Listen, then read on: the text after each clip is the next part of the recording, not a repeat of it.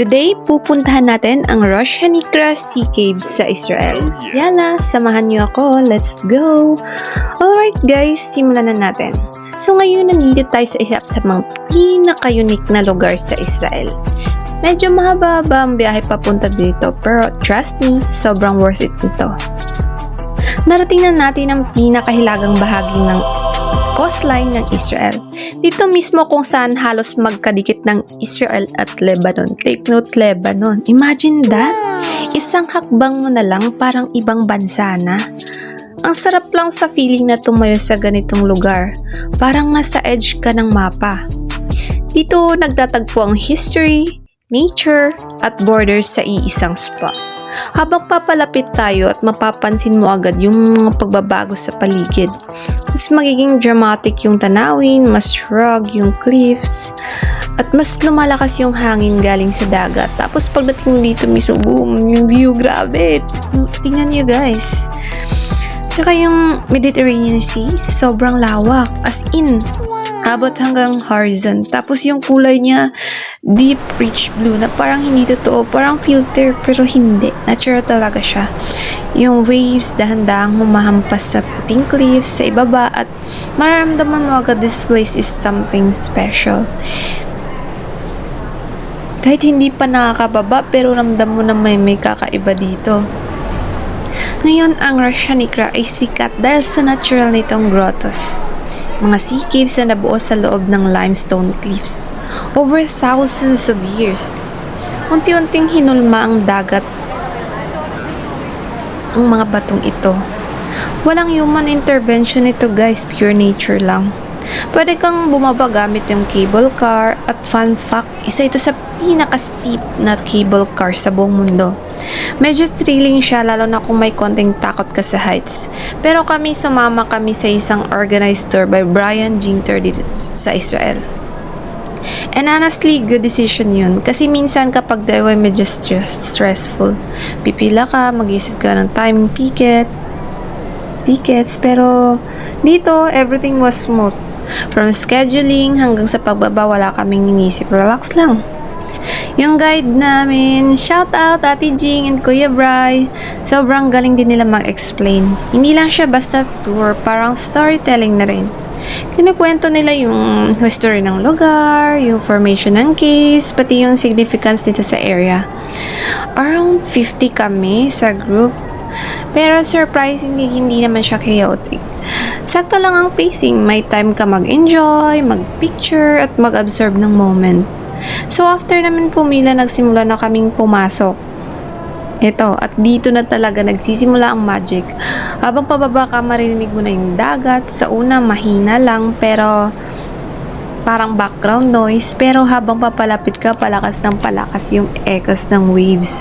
Tumatama sa mga bato, parang may sarili siyang rhythm. Parang pinapatawag ka ng dagat.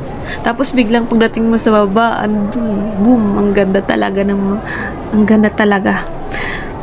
Andun na yung mga caves at grabe hindi sapat ang maganda para i-describe sila. These grottos are absolutely stunning guys.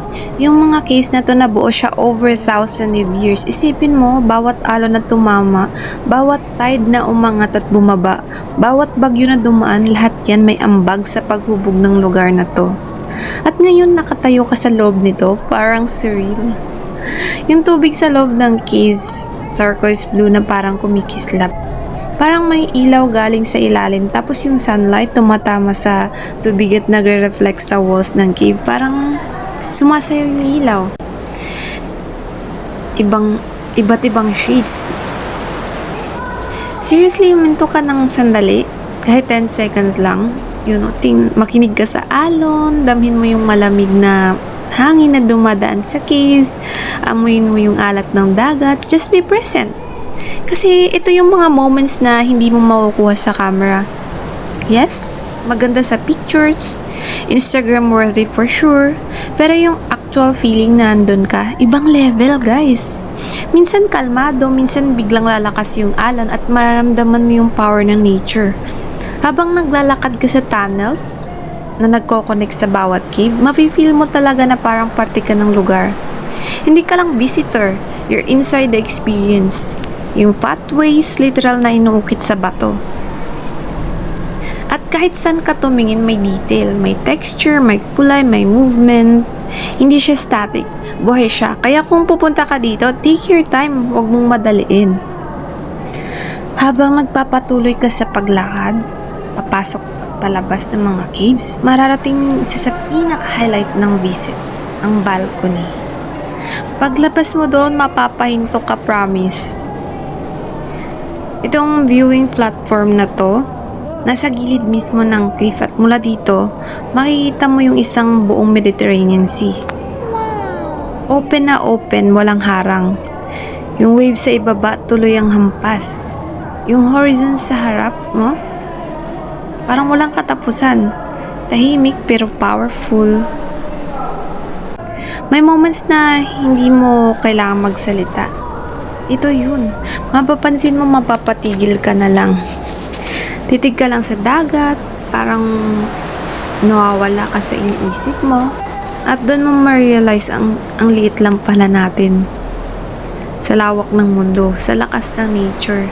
Parang simple lang natin. Pero at the same time, ang ganda ng mundo.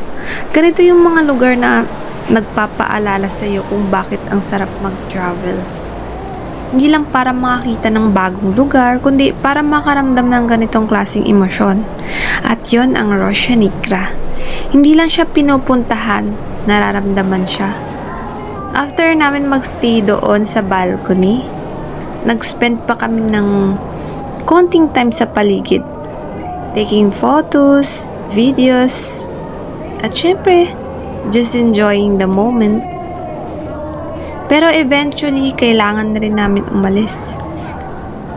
Dahan-dahan na kaming lumabas. Pero hindi pa daw nagtatapos yung experience. Paglabas mo ng caves, may isang promenade.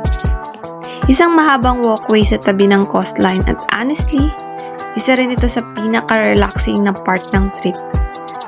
Habang naglalakad ka, nasa isang side yung dagat. Sa kabila naman yung cliffs. Tapos yung hangin, presko. Hindi mainit, hindi malamig. Sakto lang.